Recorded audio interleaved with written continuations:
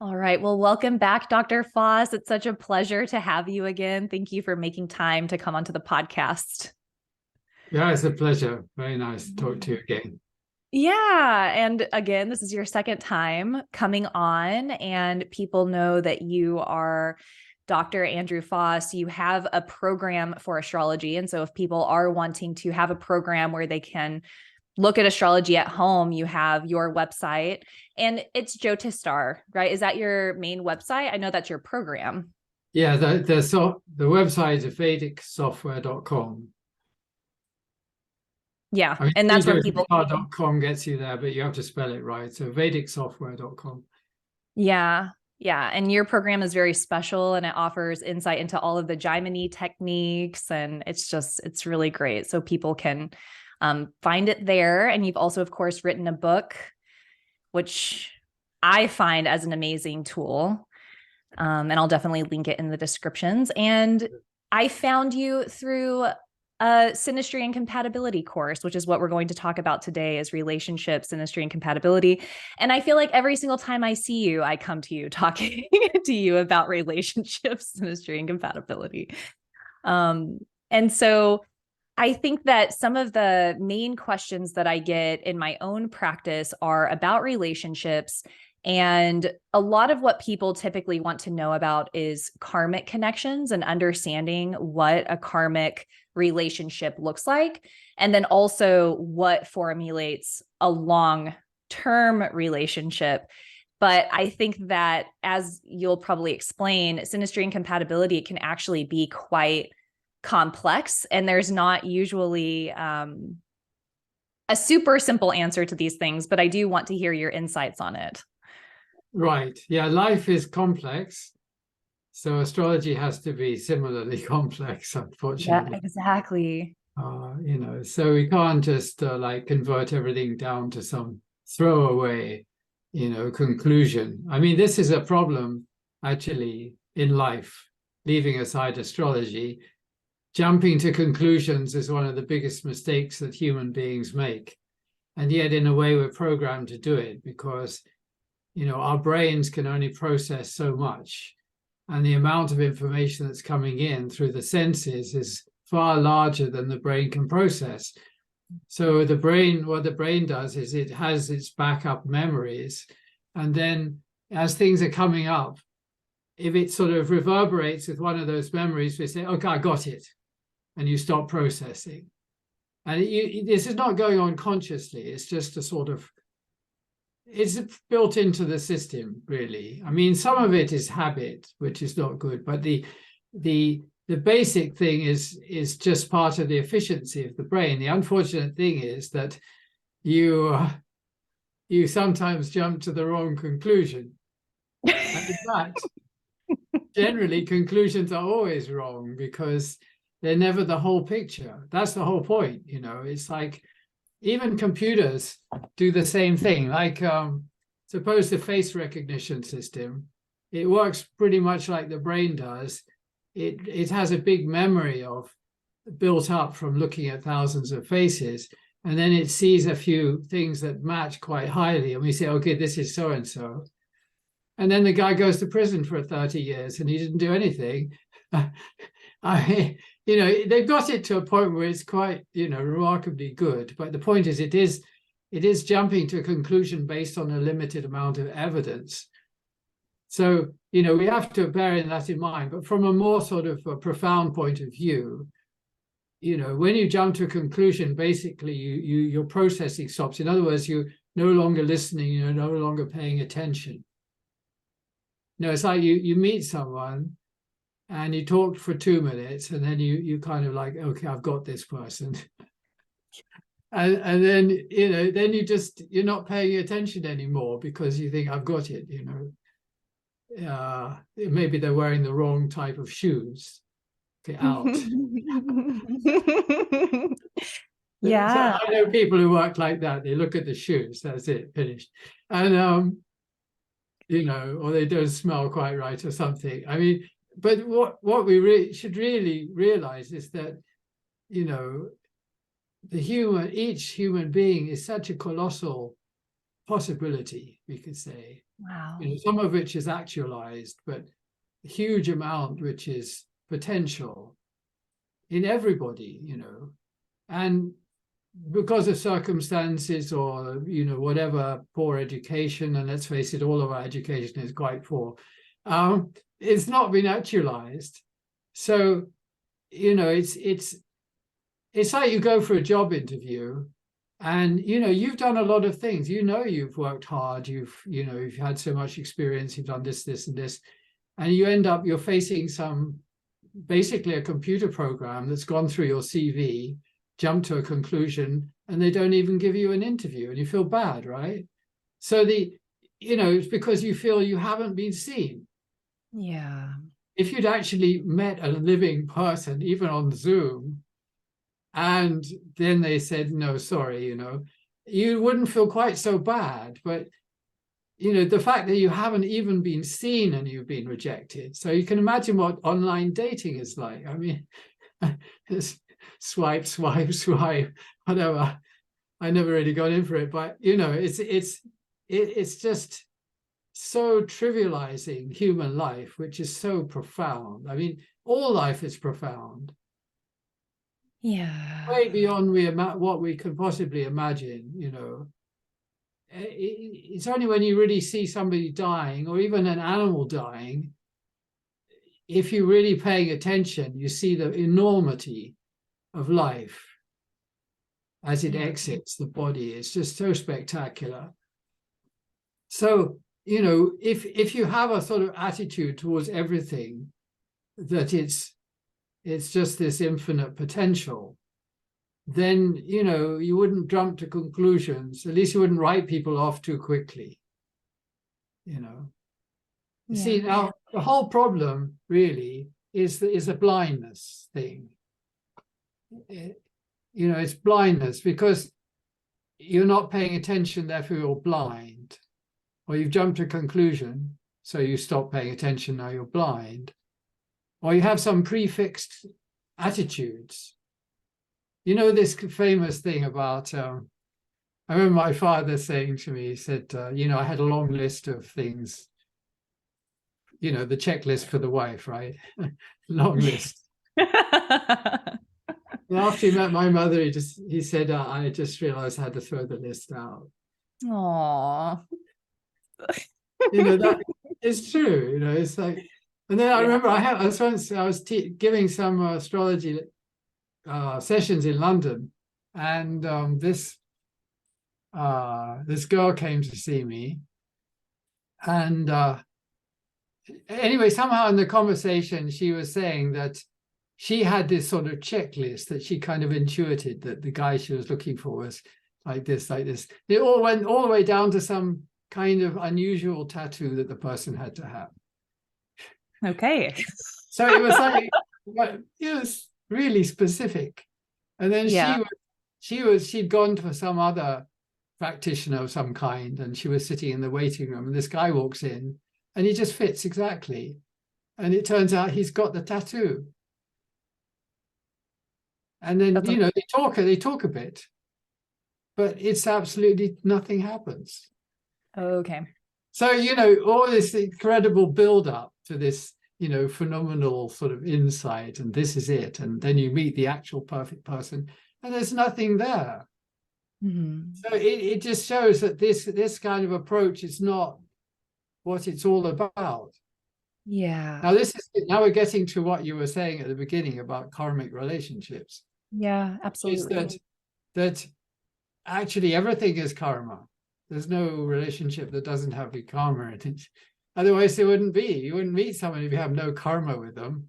Exactly. When you go to the store, if you have a sort of moment of interaction with a checkout person, then there is that microscopic amount of mutual karma, but it's so small, Yeah. It's just a sort of moment, and it might be a good moment, or they might have frowned at you and you spoiled your day or something, but there's something. So the question is, if you're going to get together with somebody and go through some major drama, because karma and drama are sort of tied up, it's almost the same word. If you took karma You And it manipulate is it with both. dramatic. Yeah, It's exactly. always dramatic. It's really probably from the same root, maybe. But anyway, if you've got, this, let's say you marry somebody, you have kids. This is major drama. I mean, massive drama involved, I mean, if you do anything major with somebody, even if it's sort of breaking up or something, heavyweight divorce goes on for years and all that, is intense karma. And so it's not like great, it can be quite challenging, but it's mutual drama. It's like you're both sharing the experience of the drama together. So there has to be something that links the two people to have that kind of mutual experience. And even if you don't have it, then even if you meet someone and they're absolutely super and you love them, but nothing happens because you don't have that kind of destiny. Right. I mean, that we have to understand that this getting together is more about the mutual destiny than simply liking somebody. Right. And I think that that's what can get confusing with astrology, just kind of synthesizing a lot of what you've just said, which is all so profound. But it's like this desire to run programs in our mind and kind of make assumptions. We meet someone and we're excited about them. So we look at their chart and we're like wanting it to show certain things or have a certain outcome. But at the end of the day, Dr. Foss, we can't fake karma. We can't fake destiny. So it's like, it's helpful to know. And I do want to get into the astrology because I know people are curious, and it is, as you've mentioned to me before, visible in the astrology a lot of the time. But if karma is there and if the shared destiny is there, you're going to feel it and experience it and live it. And it's going to be impossible to escape, but then it's also going to be impossible to fake it. That's right. It's not fake. I mean, I gave a lecture on this a few years ago, and I was showing many examples where people of varying degrees of drama, and you could just see that basically the two nodes of the moon, Rahu and Ketu, we call them in Vedic astrology. So they need to be in play between the two people. Mm-hmm. That creates a sort of a bond. Mm-hmm. Now when we hear the word bond, we probably feel good, and then we hear the word bondage and we start feeling bad. It's the same word with the same meaning. So the fact is that there's something gripping or grabbing you that's difficult to let go of, like you said. And that's the nature, especially of Rahu, but Ketu can do it as well, where it's sort of like something's got you and you just can't let go of it. Mm-hmm. There's this story about the old-fashioned hunters in the forests. They put a bottle with a bottle, it was fixed somewhere to something, and put a banana in it, and then the monkey would come and the monkey would put his hand and grab the banana, but he couldn't get his hand out without letting go of the banana, and he'd see the hunter coming, but he still couldn't let go of the banana, so he got caught. I mean, it's just a classic, isn't it? I've felt that way so many times in my life. With relationships specifically. That's right. That's exactly it. You see, the hook has gone in. It's like the fish. It's so. That's just, and you do see it in the astrology. This kind of there's something, especially something with the Rahu and the moon or something like that. It just creates a kind of a bond. Now, that could be with somebody who there's no question of marriage with them or anything like that, but it still creates something that's sort of a long-lasting connection you have with them. And because Rahu is involved, it's not going to be easy all the time. Mm-hmm. I mean, you may be feeling, like it's challenging at times, but it's still a bond, and the bonds make life. I mean, that's it. In astrology, we say the fourth house is the house of Bandha, or bandhana. Bandhana is the Sanskrit for the word bondage. It's the same word, really. Bund and bond. I mean, what's the difference? So the bandha are your relatives or the people that you have a close connection with. It could be very close friends. It could be animals in the, your pets. They could be even, the wealthier people, some servants who live in the house. I mean, they're people who are, so you feel a family for one reason or another, people or animals. And then, they all reside in what's called the fourth house, which is the home, but it's also the heart, you see. So it's that connection which causes, and really marriage also comes from the fourth house. We think it's the seventh house. Seventh house is the contract. But if the fourth house isn't supporting, it's going to be a disaster. Wow. The fourth house is the home, it's the happiness, it's the relatives, it's the whole experience of it. That's what really has to be strengthened. And if we have some problem in the fourth house in our own charts, then we're facing life with a certain sort of level of whatever it is, whether it's anger or fear or suffering, sorrow, something, there's some discomfort in our relationship with the world, and that's going to create a nuisance in every relationship. The problem in relationships is not the other person. It's never the other person.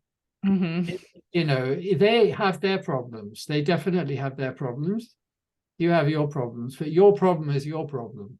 It's not the other person. Their problem is their problem, you see. And if you put two dysfunctional people together, you may get, a multiplication effect. Unless they have some kind of, sometimes you put two really broken people together, they mend each other. There are definitely cases of that, because they can sympathize and gradually they start to heal. It takes time, Yeah. But if we're particularly strong and the other person's a bit weak in some area, and we start getting a bit inflated because we think that we've got it together and they haven't, that's it. We're ruining the relationship. We have to have, there has to be some humbleness in all respects, that we're tolerant. Because everybody has the dysfunction. Nobody can say, oh, I'm great and the other person's not. No, it's never like that. It just isn't. Everybody has strengths and weaknesses.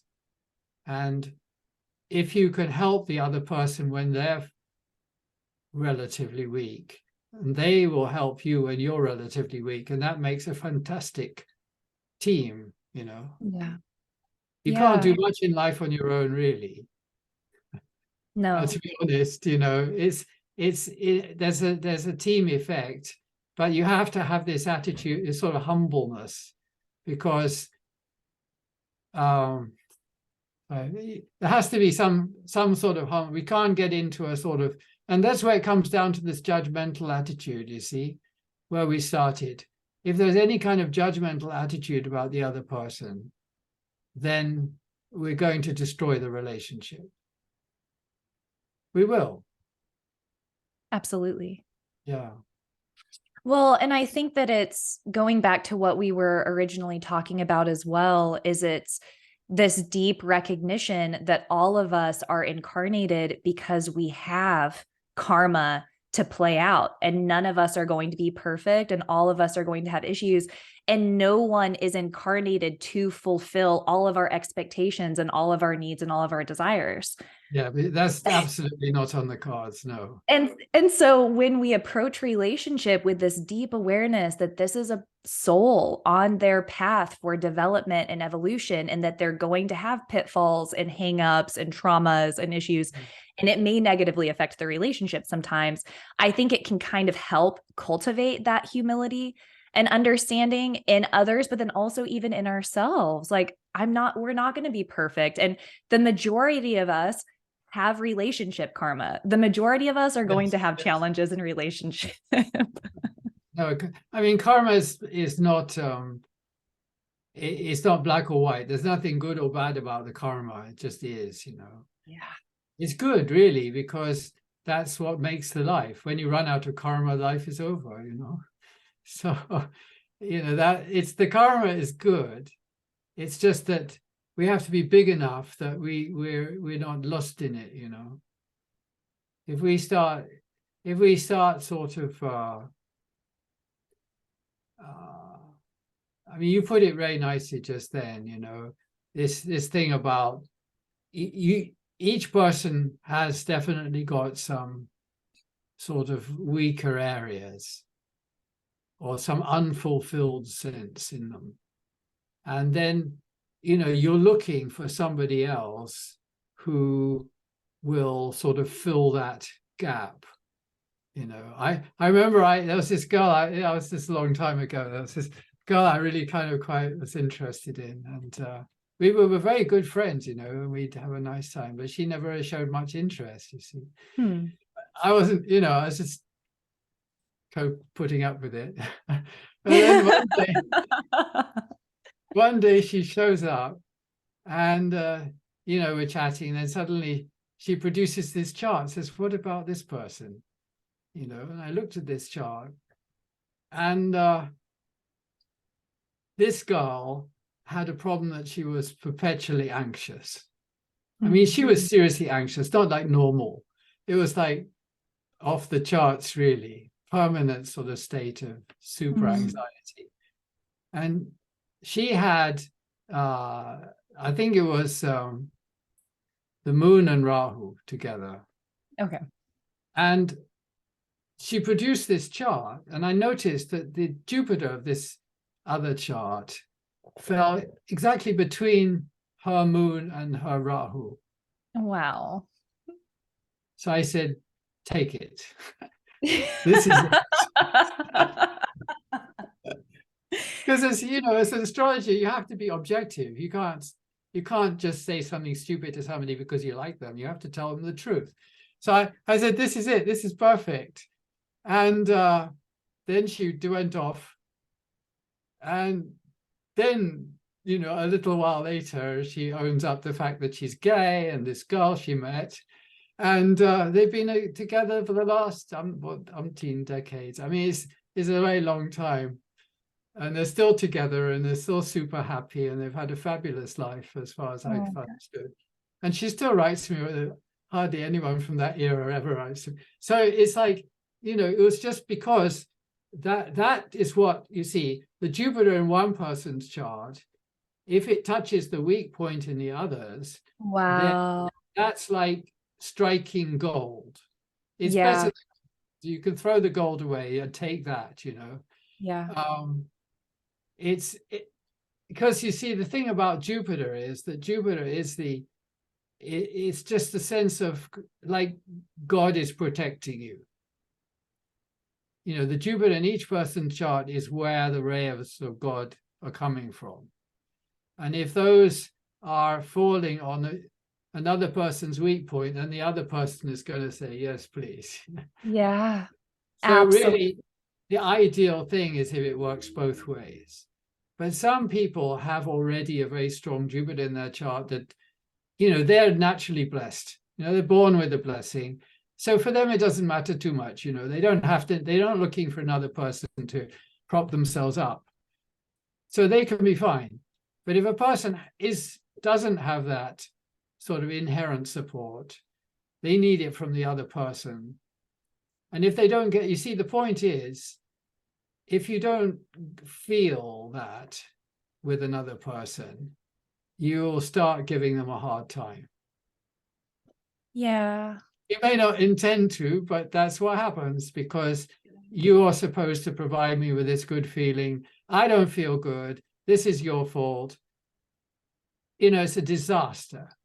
But you see, the number of relationships that really have that tuned up, it's quite small.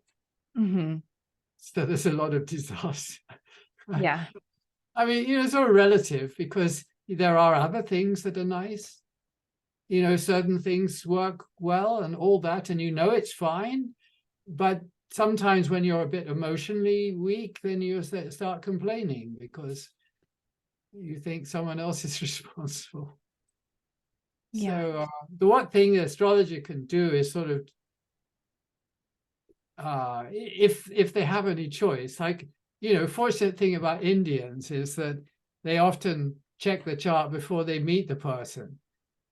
So, once you know somebody and you're kind of involved with them, it's very hard. You can't tell the person just to forget it, because that wouldn't be right, Yeah.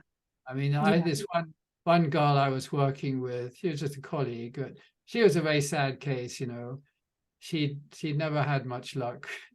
And I felt very sympathetic, but I definitely wasn't interested, right?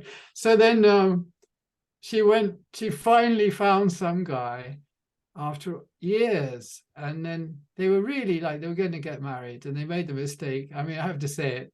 They went to some Indian astrologer, and for some stupid reason, the guy told them this wasn't a good idea. And they broke up. And then a few weeks later, they got a letter from him saying, well, I thought about it and I've changed my mind. It's a good idea. But by this time, they'd been through all that pain of breaking up, and they just couldn't face getting together again. Aww. It's one of the worst things that I've seen in my life, really. That is so sad. Desperately sad, because you can't imagine this girl she'd had no luck at all. And she wasn't very old, but she wasn't very young either. And this guy just destroyed them. Yeah. So, that is a very wrong thing. And any astrologer who thinks they can do that sort of thing should just quit and do something else with their life. Yeah, well, and I think that it's important, and I shared a story on the podcast about this recently, that there is room for human error. People can be wrong about what they're saying. I've been told wrong things. People are wrong. I've wrong. So you should be wrong on the wrong side, on the right side. Yeah. Like, if, you shouldn't ruin someone's life taking a chance that you might be right. Don't do that. That is a serious error. And that's why it says in the Vedic literature that if you give somebody bad advice, you get 3 times the negative karma of the person who makes the mistake. Yeah. On your say so. It's a very, you could be spending a long time paying for that mistake. So don't do it. I tell my students, you can't go around behaving like that. Yeah. If in the Vedic literature, it actually says if 2 people like each other, that's 50% of the compatibility taken care of. So the astrologer's only got the other 50% to look at. So what can they do? It can just give them some more insight into the dynamics of the relationship. So that, like, there's this Indian guy who was giving a lecture at some dinner party, some dinner function. And he was saying that, and he was an older person. He said when he was getting married, which is obviously when he was quite young, the astrologer looked at the charts and said, well, you'll never agree on anything. And he said, it's true, we've never agreed on anything. Still married, 50 years later, so whatever. I mean, because they didn't have an expectation of agreeing. Yeah. So then it's no problem.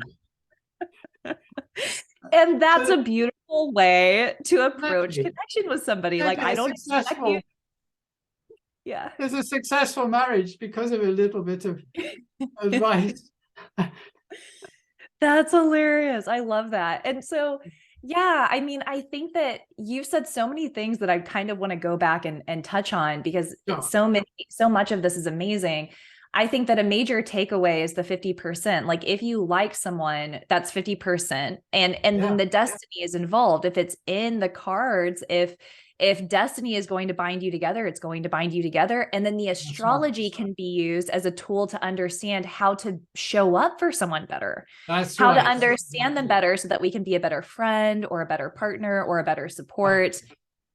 Exactly. Not necessarily. Yeah. I was going to say, we all have this blindness problem. You know, you can get very focused on something. You're in the middle of something, you're really focused on it, but the blinkers have come on because of your focus, and all the stuff over here you're not seeing, and all this stuff over here is not seeing. So it's like, you know, you've been with someone for a while, and you've seen all the ways they help you and support you, and just because something is not quite working out just now, you're ready to just blow the whole thing up. I mean, it's stupid. We have to realize that we all have a bit of this tendency to get, you know, become a bit blind. We have to shut ourselves, just stop and get the bigger picture again, you know. Yeah. Yeah. Well, and what you are reminding me of, and I'm curious to hear your thoughts on this, is the power of Saturn, because Saturn is the discipline and the devotion and the dedication to kind of make things work and to draw things out and to give the practicality of like, I don't expect it to be perfect. I've been working my entire life. Of course, this is going to be hard. But people kind of expect Saturn to be a negative thing in synastry. So I would love to hear your thoughts on Saturn when looking at two charts together. Yeah, you see, Saturn represents faithfulness. Yeah. Just for what you just said, because Saturn will work at it, will stick at it. You know, he's got the conservative kind of viewpoint of like, you know, should make it work. And he's not frivolous at all. He's not childish. You know, sleeping around is just childish. There's nothing adult about it at all. You know, people go through childish phases, sometimes even in their older age, but it is just childish. So Saturn doesn't do that at all. So if somebody has a strong Saturn, they may seem a little boring at times. They may even seem a little cold at times, but they're absolutely faithful, and that's great, you see. So we all need a bit of it because we don't want to be flighty. You know, there has to be some degree of commitment. Saturn's the one that's committed. So Saturn is a big blessing, really. You know, and the fact is all relationships are hard work, aren't they? So, I mean, if you want a good one. Yeah, exactly. And the point of a relationship is traditionally children, isn't it? And that's massive hard work. So, yeah. You know, it's nothing. There's no. It's, you know, I don't know. These days, I hear they have a thing called situationships, which are uncommitted relationships. Yeah.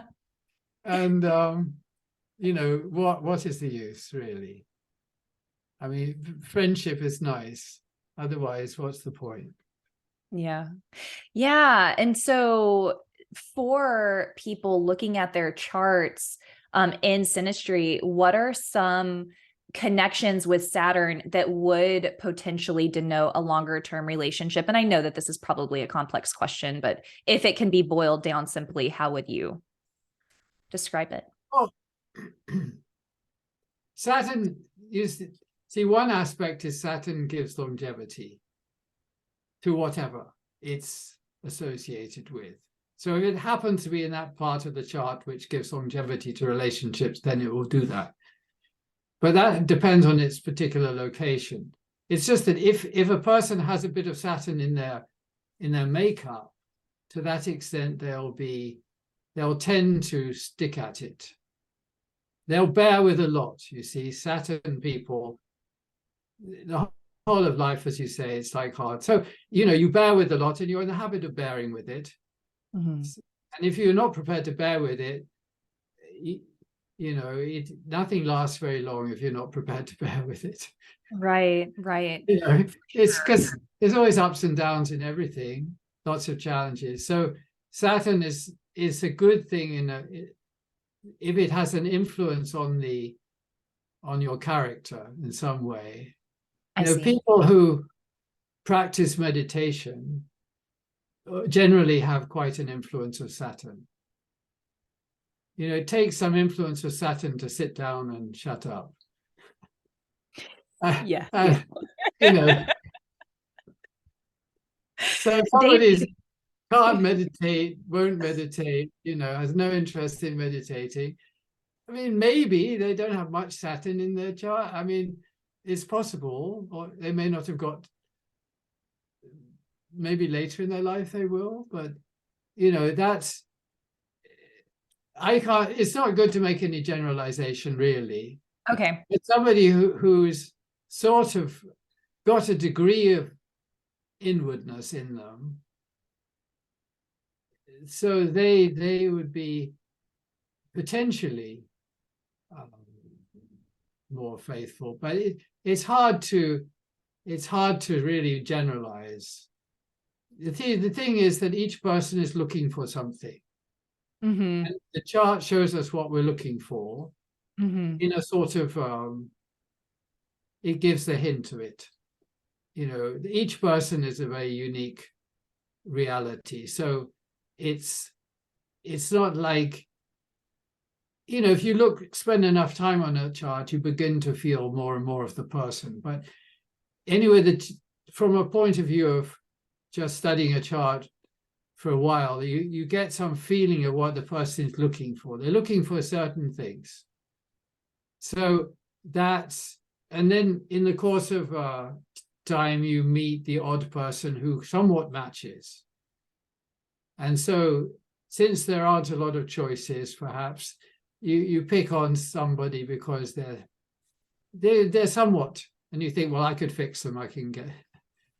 I'll manipulate them into better shape. But they won't, of course, change. That's not going to happen. And on goes the drama of life. Exactly. So you have to just accept, like, this person matches to this level, and that's all that I'm getting. I'm not getting more than that. So I just accept it. Because the other alternative, I don't get anything. Yeah. It's like somebody offers you $100. You say, no, I want 500. They say it's $100, so I'm leaving. So, right. You know, do you want the $100 or are you going to wait for the 500? I mean, that's the thing, really. And it's all, you know, the biggest problem in relationships is that they're very often transactional. It's like, what's in it for me? Exactly.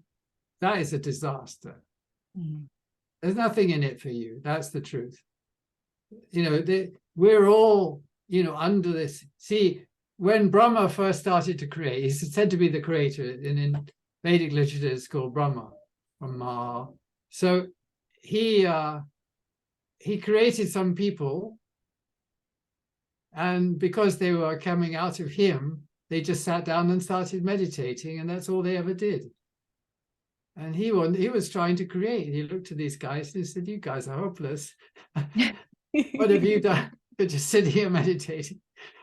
So then he came up with a bright idea of lust. Said, "Okay, I'm not going to create any more lustless people." So you know, the point is that all after that, everybody was driven by these hormones, basically. Yeah. So there's a biological imperative that's sort of pressurizing us. It's not like it's ours. We are being pressurized by something, which is, you know, the will of God, we could say, but it's all in order to persuade us to do things which we otherwise wouldn't do, which involves a lot of sacrifice. I mean, so, you know, the parents sacrifice themselves for their children. Every species is the same story. And I mean, some species, you know, the mother octopus, you know, the story of the mother octopus. You haven't told me that one yet. You told me the snake story, not the mother octopus. Oh, that's a different story. No, this is not a joke. That's a good joke.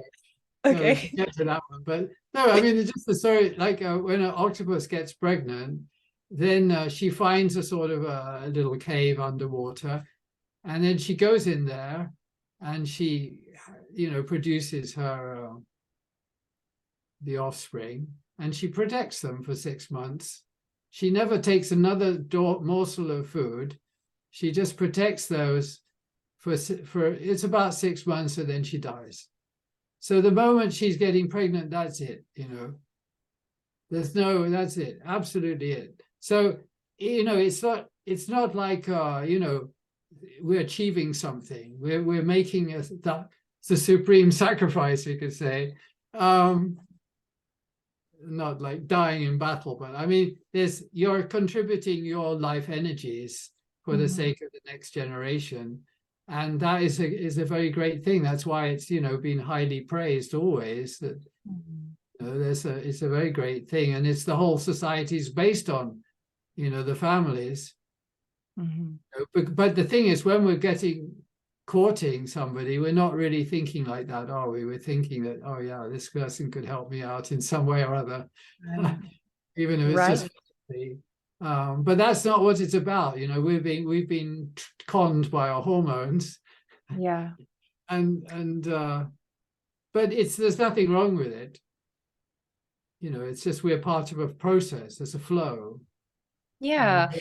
We're serving that role in creation. And it's a humble and very, profound process, but it's not really about us. We're just, like on a train that happens to be going somewhere. And we can't get off. No, you can't really. There is a sort of small option of getting off. I mean, let's see, like in Thailand, everybody, well, at least all the young boys, they would go for training in the monastery, and then they would be there for a few years, and then they'd go home and get married. But of course, the option was always a few would stay in the monastery and become the senior monks. So that sort of option. And of course, it's not purely the boys. I mean, there's places for the girls as well. I mean, it's like, if you don't want to go in for that drama, you can become a spiritual person. That's perfectly fine. And even if you're married, you can become spiritual. There's no reason why you can't be. But you've also got to feed all those guys who are just sitting in the monastery meditating. Right. It's the householders that are feeding them all. So that's why they say the householder is the highest state, because they're doing all the work. Yeah. Well, and like you said, there's nothing saying that we can't be a householder and also be a spiritual person. No, and we should, definitely. And that is the path of spirituality. It is understanding. It's like you were saying, there's nothing inherently wrong about being a person and having hormones and allowing that to kind of take the wheel. But when we have the outside awareness and we're operating from the compass of there's more to this, karma is involved, destiny is involved, and I'm not going to just use this person as a means to an end or to fulfill my needs or to get something out of them. It's like understanding that each interaction is a karmic interaction and it should be handled with love and compassion, regardless of what we can get from people. Exactly. I'm about to go off on a tangent, but No, it's good. That's a good tangent in a way, because the thing is that we have karma with certain people, and that karma is a sort of consequence of some past something. Yeah. And we don't remember generally what the past something. Sometimes we remember a little bit, but there's something that we have a connection with somebody, and there's some incomplete process. So that could be there could be many things. Maybe they wanted to kill us and they just didn't make it the last time round. Or I mean, whatever it is, good, bad, or ugly, I mean, there's something, and it's better to finish it off. Really what we're doing here is we're trying to finish off the karmas. And if you're kind of just in whatever you're in without too much complaint, then the karma is just processing and washing off. Yeah. And if you create a big fight and revenge and all these things, all you're doing is creating lifetimes of more karma. Yeah. It's like the mafia thing. I mean, it don't even need the karmic theory. It's just that you killed my father, I'm killing you, and then no, you killed my dad, I'm killing you, and it just goes on and on. I mean, that is literally what's happening.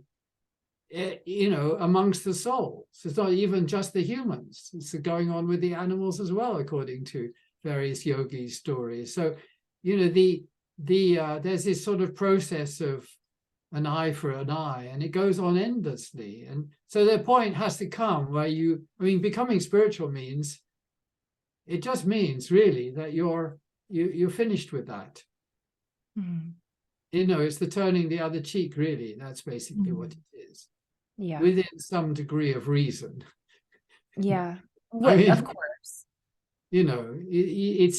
It's in some position, like suppose you join the military, you have to fight. You can't just turn the other cheek. But that's because it's your dharma, your job to do that. But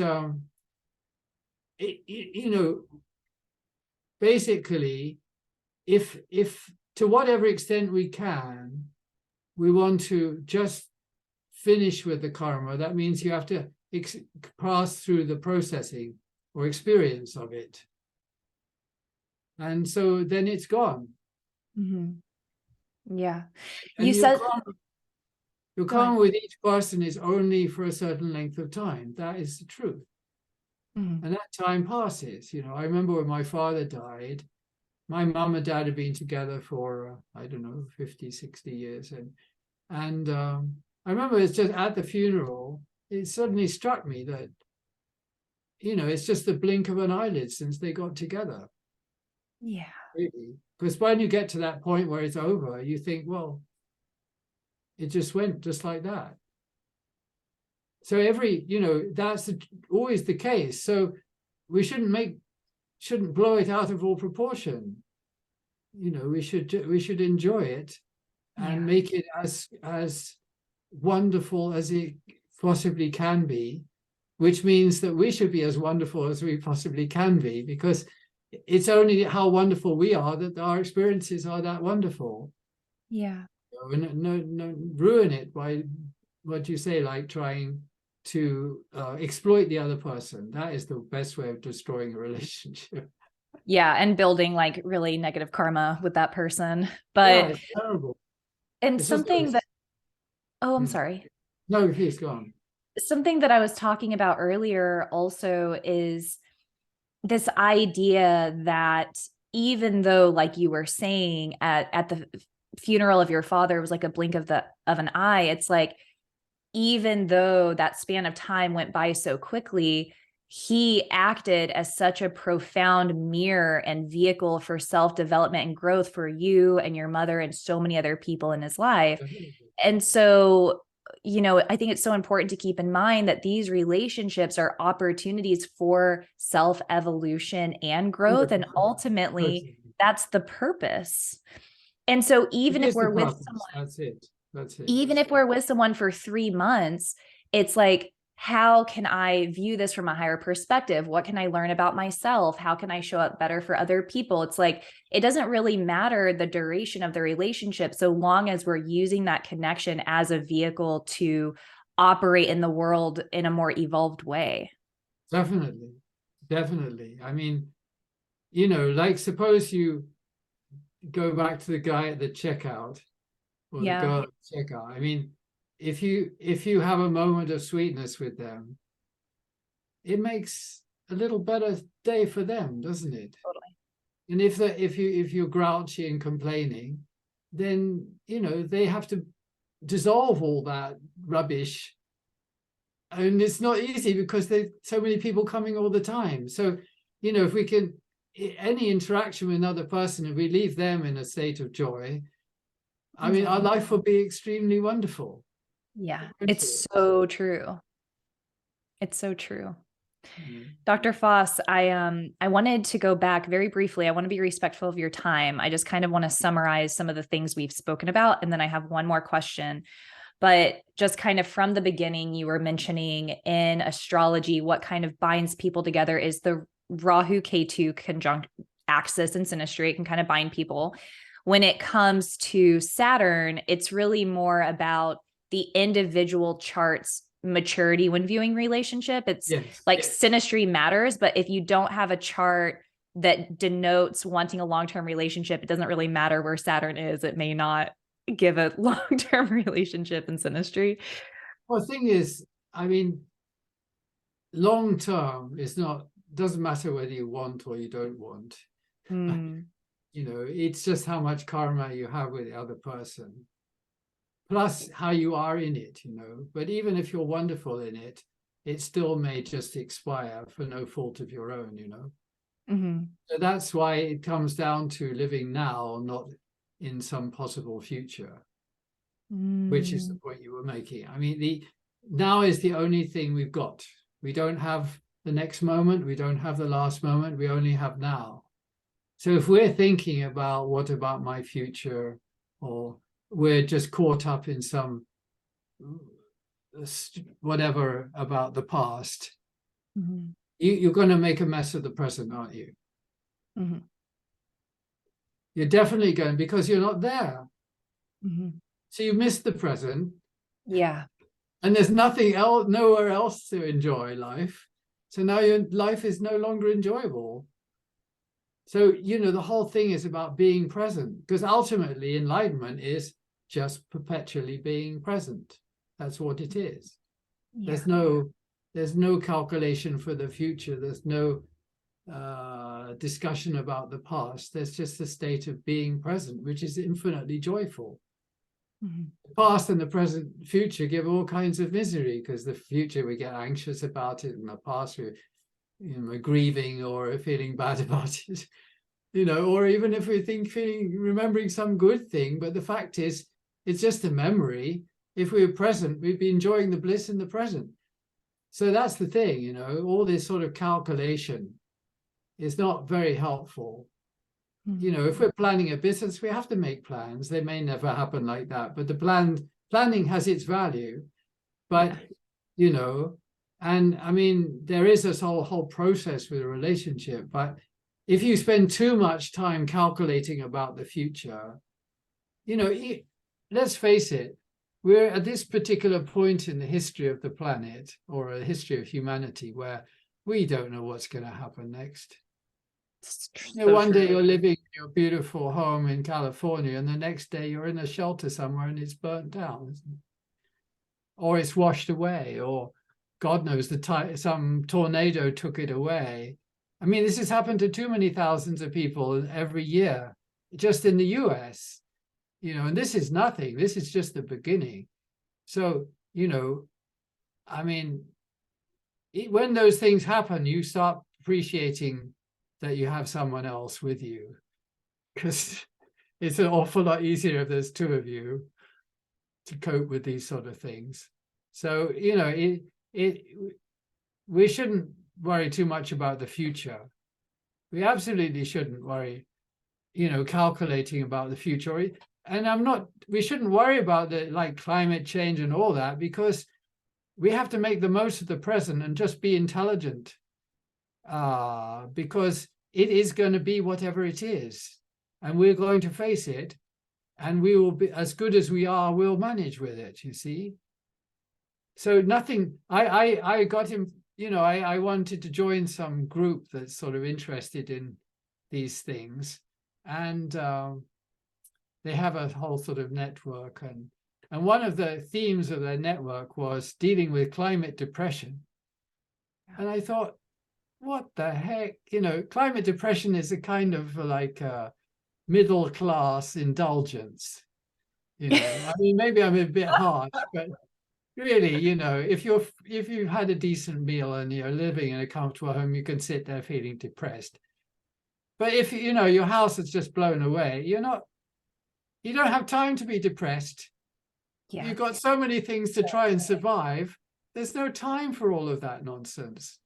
Yeah. So come on, guys, you know, we just got to focus on what positive things we can do now, and be happy with that. You know, we have to do whatever maximum we can do and be happy with it. I mean, that's the only way to approach these things, you know. And when people are seen more, when their lives are more threatened, they become a bit more humble. And that makes the relationships a lot better, because it's only our arrogance that gets in the way, isn't it? Yeah. And it's like, and I promise I'll let you go soon. I feel like this is also good to kind of wrap up with, but It really is going back to the online dating thing. It's like we have so much time on our hands that we can just find problems with anything. Exactly. It's just rubbish. 50 years ago, 70 years ago, like we needed each other to survive. That's it. And so It's the going to small be like that. we could work through, but now we can create all sorts of problems because we have the time and the resources. Exactly. So in the those few decades ago, they actually had homes and marriages. Nowadays, it's getting more and more infrequent, it seems. And fertility is collapsing, and it's but the fact is that when things are not so good and externally, then you value other people more, and you value community more. All these old ideas will come back, and then people will just be grateful to have another person to share it with, and that'll be good. We've got to get over this sort of modern middle class arrogance thing. I feel, Dr. Foss, I feel like both of us are so Saturnine that it always comes back to working more and being grateful. That's right. It's exactly true. But I mean, of course, it'd have to be Saturn to say that, wouldn't you? But, and all the other planets will have some different story. I mean, Mercury doesn't have any problem with sleeping around. They say, what else would I do? It's like all the time in the world. Yeah, but exactly. I did want to say, though, that I think that the overall takeaway is being present, trying to view relationships from the bird eye view and approaching with that humility and that gratitude. And I think it's such a beautiful gift in this lifetime to come into contact with someone who is willing to work through things with us. And so if we're lucky enough to have someone who's willing to show up and make some sacrifices, maybe even make some changes for us, that's a huge blessing. And sometimes I think we get caught up in novelty, or we get caught up in doubt, or maybe we get caught up with things that have happened in the past. But at the end of the day, it's like if someone is willing to offer us that time, energy, and work, it's a beautiful thing to consider. That's so important. We should count our blessings every day. First thing is, I'm still alive. Yeah. That is the first thing every morning you should think. Thank you, God. Because 1 million people at least don't wake up in the morning every day. So the fact that we're still alive, wow, that's wonderful. So now there's a big smile on the face. It's hard to wipe that smile off, and the next day is an even bigger smile.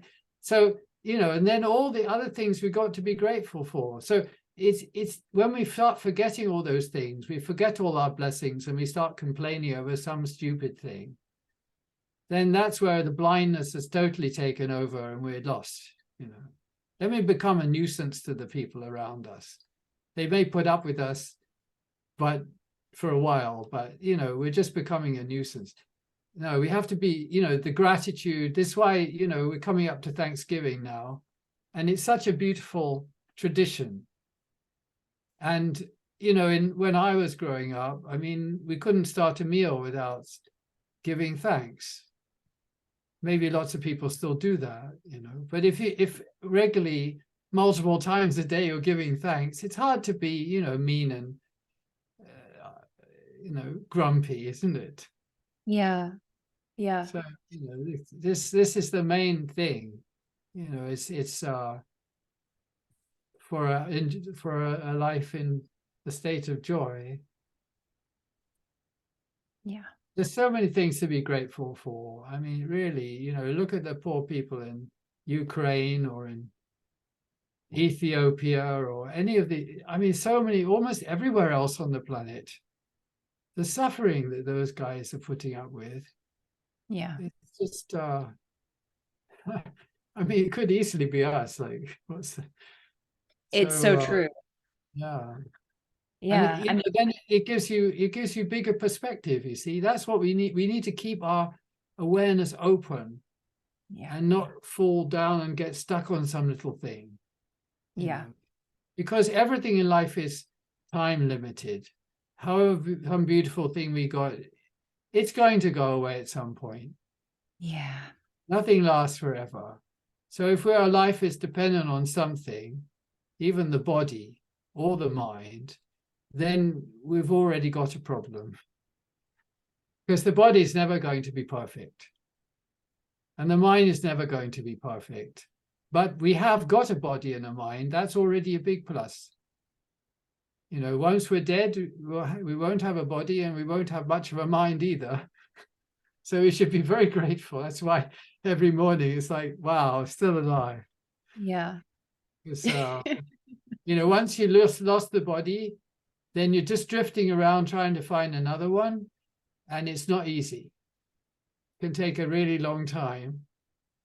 So, you know, and there's lots of them. This is like, there's a lot more people drifting around than there are, you know, embodied. So we should make the most of our time that we have, because it's only in the body that you can really grow and develop as a person.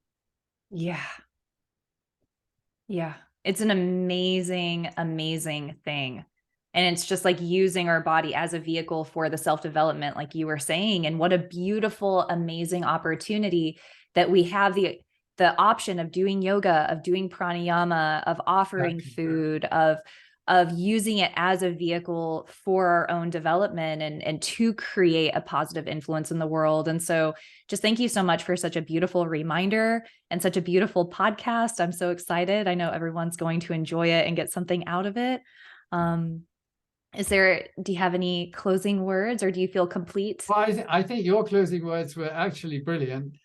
And it's good to mention yoga, I think, you know, because the point about the yoga and the pranayama and the asanas, they create that, they help create that stillness in the body that keeps our awareness wide open and leads to a joy, you know, ever increasing joy.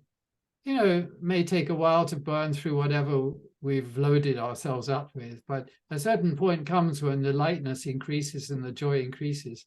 So really the best possible thing is to have a strong yoga practice.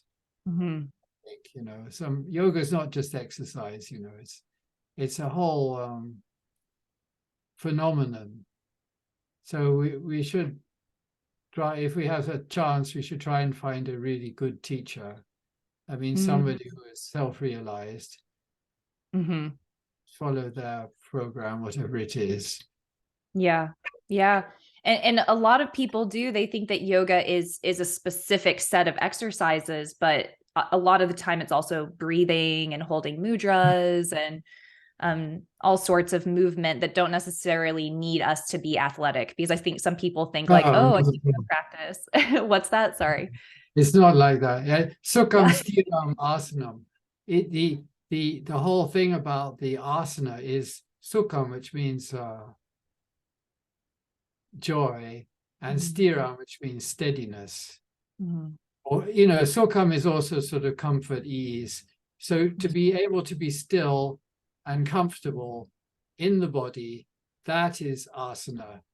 That's the essence of asana. All of those, you know, different positions are all just ways of really straightening out the system and enlivening the system so it's able to sit comfortably in a state of joy. That's it. So it's not about building muscles or you know, losing weight or whatever. I mean, those may be side effects.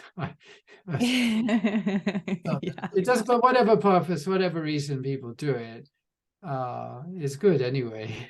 Yeah. Yeah. No, I think that that's great. And I think that it just kind of tying it all together, when we want relationship, it's always so important to focus on ourselves first and to stay connected to our spiritual practices. And even if we're in a really loving, amazing, fulfilling relationship, then not completely losing ourselves in that, but kind of coming home to the spiritual practices and the techniques that we can use to keep ourselves steady, because that will ultimately lead to a better relationship with ourselves, spirit, other people long term. So it's like that relationship, the relationship with our own internal, you know, compass, heart space, for lack of better words, that's really, I think that it could create a lot more magic. I would just like to say that everything in yoga, if you read the Yoga Sutras, Everything in yoga is about paying attention. And so paying attention may be the reason why we're doing the practices, but it's not in any way limited to the time of practice. So there isn't really a break. Like, this is my life and my relationship, this is my practice, and the two could end up competing with each other. No, it's the whole point about paying attention should go on 24/7 as far as possible, and then we'll make a good job of it all. That's the thing. love it. I love it. That's so perfect. Well, thank you so much for coming on, Dr. Foss, and I'm sure I'll try to convince you to come on again. You always have such amazing insight and wisdom, and just thank you so much. And I'll be sure to link our other video and your website and everything in the descriptions for people to go and find you and book a reading with you and buy your program and buy your book and all of that good stuff. Thank you so much. Very nice to talk to you. Yeah, you too. God bless. Bye. Bye.